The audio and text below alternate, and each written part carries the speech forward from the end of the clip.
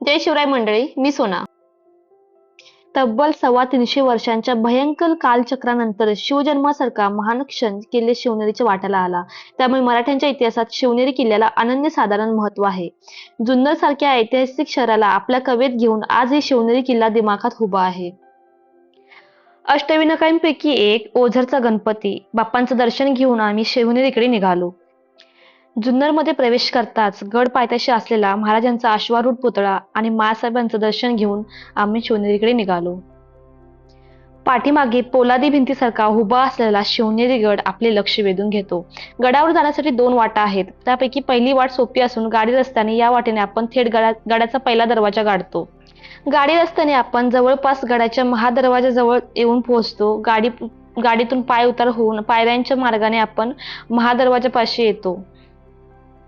गाडी वरती जात असल्यामुळे जास्त ट्रेकिंग नाहीच आहे. आपण 5 मिनिटांमध्ये गडाच्या महादरवाजापर्यंत येतो आणि महादरवाजावर जाताना जो रस्ता आहे तो इतका सुंदर आहे आणि त्या पायऱ्या पण इतक्या छान आहेत, म्हणजे ते असं स्वर्गात आपण गेल्यासारखा भास होतो. गडाला एकूण 7 दरवाजांची माळच आहे, ते आपण पुढे बघणारच आहोत. त्यामुळे त्याला जणू तो काही शिवनेरी हा देवगिरीच जणू दुसरा देवगिरीच जणू असं ओळखलं जातं. पुढे शरभ शिल्प मध्यभागी हत्तीचे शिल्प असलेला गणेश दरवाजा लागतो. तिथून पुढे गेल्यावरती आपल्याला अजून एक दरवाजा लागतो, तो म्हणजे पिराचा दरवाजा.